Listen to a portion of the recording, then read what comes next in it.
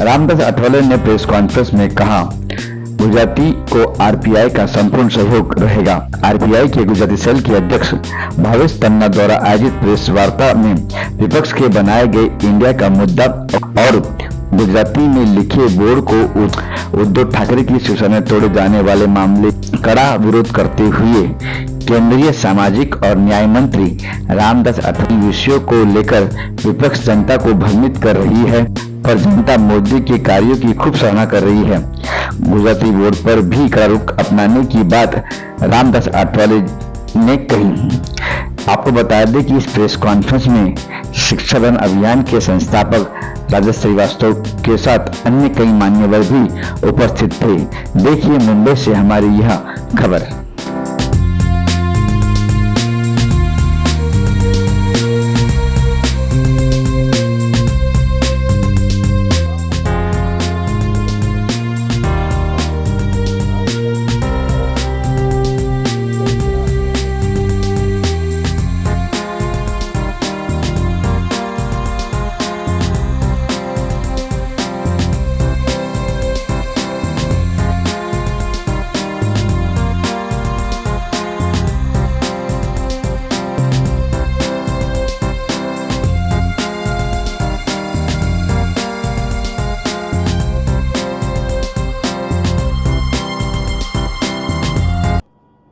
माननीय अठावले साहब कांदीवली में पधारे हैं और हमारे पास आज छोटे मोटे जो विषय चल रहे हैं उसके बाद थोड़ी चर्चा करेंगे।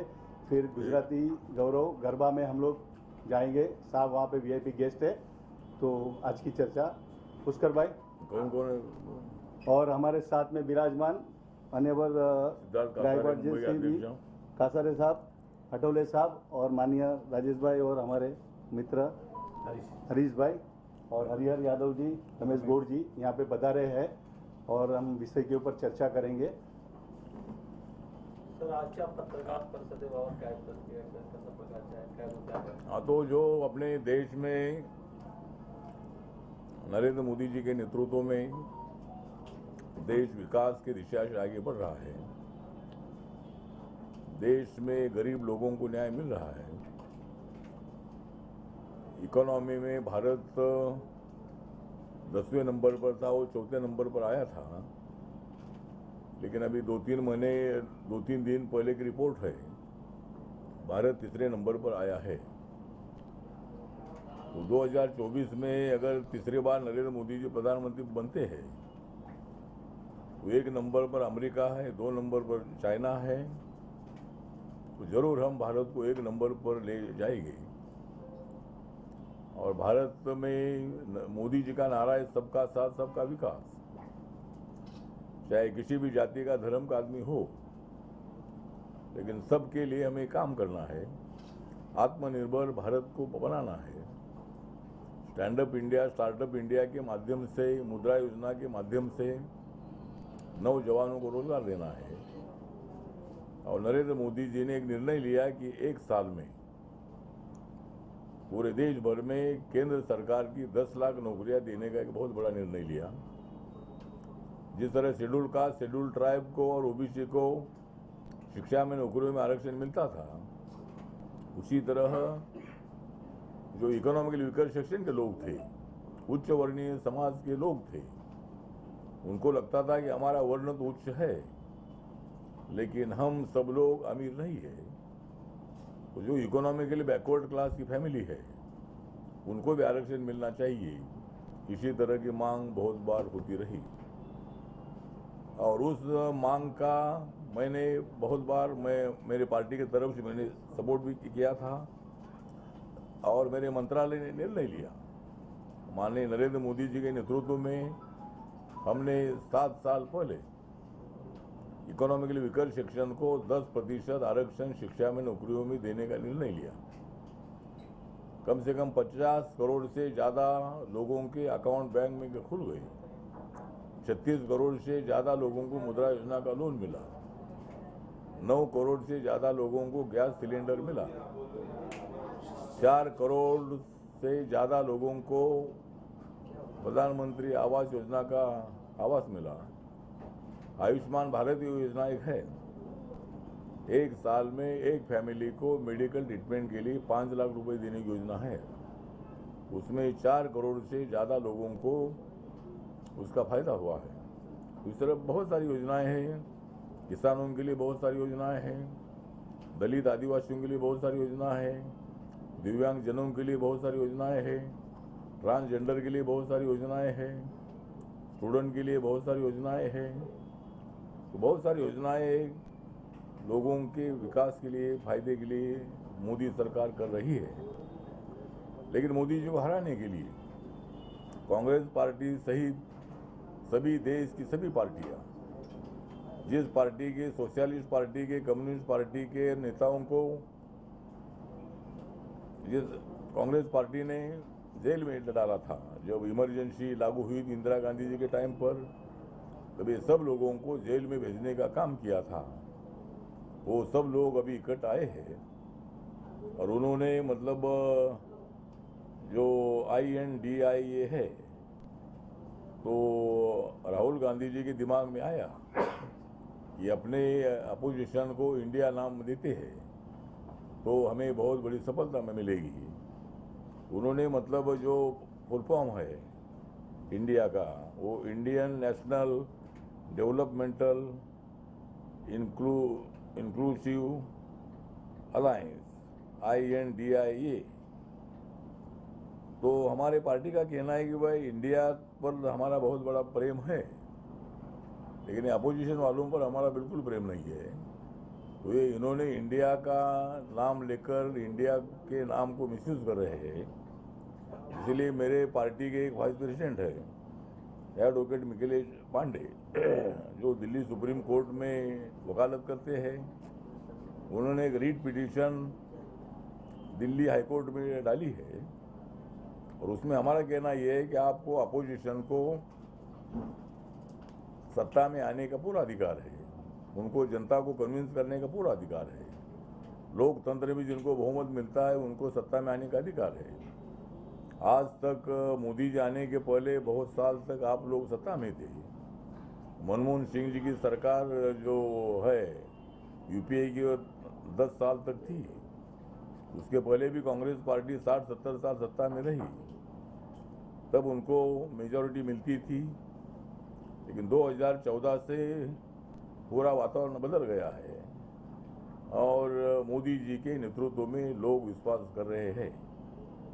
तो हमारा कहना ये है कि भाई ये इंडिया नाम जो यूज़ कर रहे हैं, वो इंडिया नाम यूज़ करने पर पाबंदी कानून से लगानी चाहिए। इसलिए मेरे पार्टी की तरफ से हमने एक रीट पिटीशन दिल्ली हाईकोर्ट में डाला है और आपको अपोजिशन को अपने फ्रंट बनाने का अधिकार है। कौन कब विरोध में था, कब कौन सपोर्ट में था, वो अलग बात है। लेकिन ये सब लोग जो है ये अकेले मोदी जी को हराने के लिए ये लोग इकट्ठे आए हैं। लेकिन मैं इतना ही बताना चाहता हूँ कि हमारी NDA की जो तैयारी है, नेशनल डेमोक्रेटिक अलायंस जो हमारा है, उसमें रिपब्लिकन पार्टी ऑफ इंडिया भी काम करती है और सारे भारत का दलित बड़ी संख्या में मोदी जी के नेतृत्व पर विश्वास रखकर काम कर रहा है। संविधान बदलने की बात की जाती है, ये सरकार संविधान बदलेगी इसी तरह की भूमिका रखी जाती है। लेकिन मैं उनको बताना चाहता हूं कि जो नया संसद भवन बना है उसको मोदी जी ने संविधान सदन ये नाम दिया है। तो मोदी जी संविधान कैसा बदल सकते हैं? मोदी जी ने बहुत सारे मेमोरियल के काम बाबा साहब के पूरे किए हैं। मुंबई में हिंदू मिल का काम चल रहा है, वहाँ 450 फीट का बाबा साहब का स्टैचू खड़ा होने वाला है और एक इंटरनेशनल लेवल का मेमोरियल मुंबई में दादर में बनने जा रहा है। तो मोदी जी बाबा साहब का संविधान कभी नहीं बदल सकते हैं। इसीलिए ये अपोजिशन ने उनको जो प्रचार करना हो करे, लेकिन इंडिया का नाम अपने फ्रंट को उन्होंने नहीं लगाना चाहिए। इसी तरह की हमारी मांग है और हम कोर्ट में गए हैं। बाकी वैसा मैं चारकोप से मेरा बहुत बड़ा नज़दीक का संबंध रहा है। कांदिवली में मैं 15 साल तक मैं रहा था। मैं जब महाराष्ट्र सरकार में मंत्री था, उसके बाद मेरे पास कोई मकान नहीं था, मैं 5 साल मंत्री था। लेकिन मैं एक किराए से मकान पर मैं चारकोप सेक्टर 2 में रहने के लिए आया था उसके बाद सेक्टर 7 में भी मैं रहता था, तो 15 साल तक मैं कांदिवली में रहता था। तो कांदिवली, बोरीवली हो, मालाड हो, दहिसर हो, गोरेगांव हो, ये सभी एरिया से मेरा बहुत बड़ा नज़दीक का संबंध रहा है। तो आज आपसे मिलने का मौका मिला, इसलिए मैं आप सब लोग का आभार व्यक्त करता हूँ।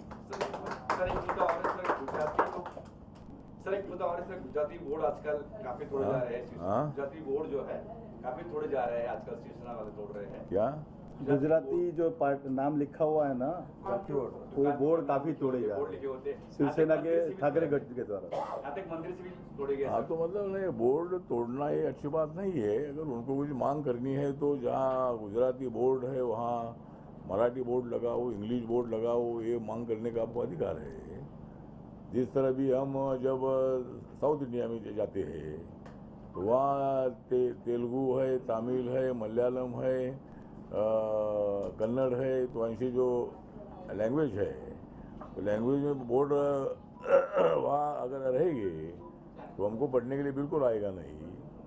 लेकिन वहाँ जो लोकल लैंग्वेज में जो बोर्ड होते हैं उसके साथ साथ इंग्लिश में, हिंदी में भी उसके बोर्ड होने चाहिए। तो इसी तरह का बोर्ड तोड़ने का जो काम अभी शिवसेना वाले कर रहे हैं, अभी ये शिवसेना वालों का, उद्धव ठाकरे जी के शिवसेना में मेरा कहना यही है कि मतलब आप तो बोर्ड तोड़ रहे हैं, लेकिन एकनाथ शिंदे जी ने आपको तोड़ दिया है। और एकनाथ शिंदे जी ने 40 एमएलए को लेकर वो बाहर आ गए। उद्धव ठाकरे जी अपने एमएलए को नहीं संभाल पाए। तो अभी ये गुजराती बोर्ड पर गुस्सा निकालना ठीक नहीं है। तो ऐसा बोर्ड तोड़ने का जो कुछ काम कर रहे हैं उसका हम कड़ा विरोध करते हैं, निषेध करते हैं। और जिन्होंने बोर्ड तोड़ा होगा उनके ऊपर कड़ी एक्शन होनी चाहिए। मंदिर से भी तोड़ा गया सर, मंदिर के अंदर तोड़ा गया था। हाँ, ठाकुर द्वार मंदिर है मुंबई में, मंदिर के अंदर बोर्ड लगा था, वो भी तोड़ा गया सर।